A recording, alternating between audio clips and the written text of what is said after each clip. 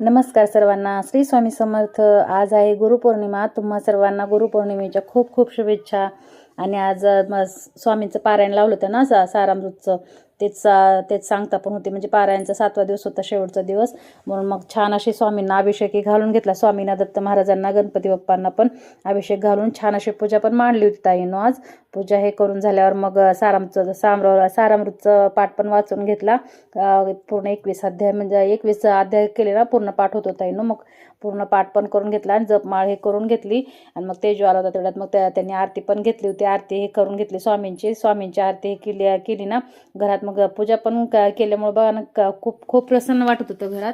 आणि माझं नारळ पण खूप छान आले ना, हिरवगार, त्याच्यामुळे नारळ पण ठेवले होते पूजेजवळ। म्हणजे ते मला तेवढं छान वाटतंय म्हटलं, म्हणून मग छान अशी पूजा झाल्यावर आरती करून घेतली पोरांसोबत। आरतीला पोरं असले की मग तेवढंच बरं वाटतं ना, एकट्याने करायला पण नको वाटतं। आणि माझ्या तेजूला पण आरती करायला तसलं आवडतं ना, तुम्हाला पण मागच्या व्हिडिओत सांगितलंच होतं ताईनं। मग त्यांनी आरती करून घेतली आणि गुलाबाचे फुलं पण भेटले होते मला। खूप छान अशी पूजा केली होती। आणि घरातलं वातावरण पण एकदमच मस्त स्वामीमय झालं होतं वातावरण। छान अशा आरती करून झाल्यावर मग तेच आरती स्टार्ट घेऊन स्वामींची पण पूजा करून घेतली। फोटोही पुसून घेतला होता। फोटो पुसून घेतल्यामुळे फक्त हळदी कुंकू लावले, कुंकू आणि अष्टगंध हे लावून अक्षदा वाहून पूजा करून घेतली। आणि आतमध्ये पण येऊन मग स्वामींची पण ते पूजा केलेली, तिथं पण पूजा केली, देवपूजा पण केलेली होती आधीच। मग पूजा हे करून झाल्यावर मग शिरा पण करायचा होता, मग थोडासा प्रसादासाठी शिरा पण करून घेतला। म्हणलं आता संध्याकाळी चपाती भाजी सगळं नैवेद्य करून दाखवायला म्हणलं, मग शिराच करून दाखवा म्हणलं। शिरा करून दाखवला। आणि तेजूच्या शाळेत आज फी पण भरायला जायचं होतं, म्हणून मला त्याला घ्यायला गेल्यावरच त्याची फी पण भरून आले। आणि मग दुपारचं स्वामींच्या केंद्रात पण गेलो होतो। आता गुरुपौर्णिमा म्हणल्यावर स्वामीच्या दर्शनाला तर गेलंच पाहिजे ना, म्हणून मग स्वामीच्या दर्शनाला पण गेलो होतो। जाताना काही नाही, फक्त गुलाबाचं फुल घेऊन गेले होते मस्त असं गुरूंना म्हणलं आपल्या। पोरं पण घेऊन गेले होते ना शाळेत, पोरं पण त्यांच्या गुरूंसाठी, म्हणजे शिक्षक लोकांसाठी गुलाबाचे फुलं घेऊन गेले होते।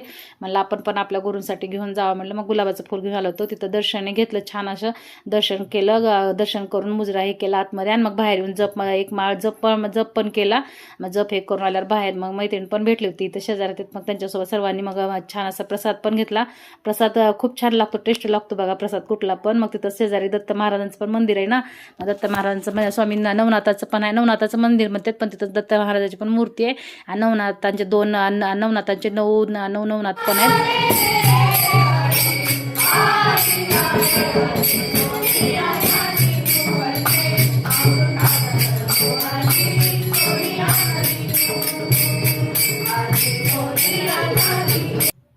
भजन करत होत्या बायका तिथं, बघा ना किती सुंदर वाटत होतं ना। मग तिथं थोड्या उभारून आम्ही पाहिलो, भजन करत असलेल्या बायका खूप छान करत होत्या। आणि